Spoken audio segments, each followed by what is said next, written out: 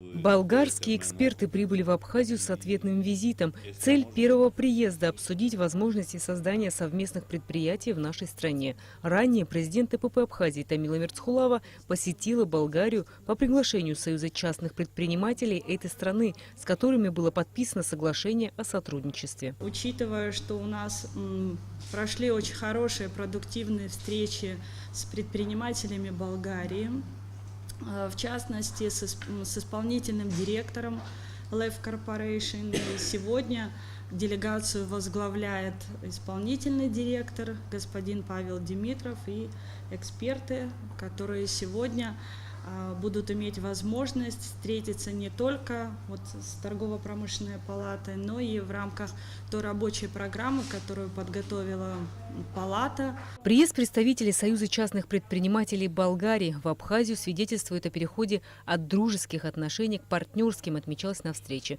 В период пребывания в республике делегация из Болгарии планирует ознакомиться с инвестиционным потенциалом нашей страны. Исполнительный директор компании LEV Corporation Павел Дмитров отметил, что если инвесторов устроят условия сотрудничества, то для Абхазии откроется окно в Европу.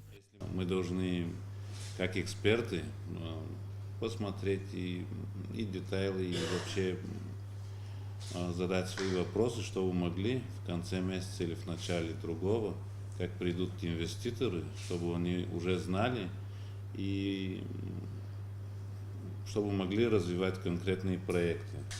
В рамках рабочей программы, подготовленной ТПП, состоятся официальные встречи членов болгарской делегации с премьер-министром Абхазии Геннадием Гагуля и министром экономики Адгуром Ардзамба. Также гости посетят ряд предприятий – завод вина и воды Абхазии и табачный цех «Леон», который, кстати, работает на основе сырья из Болгарии.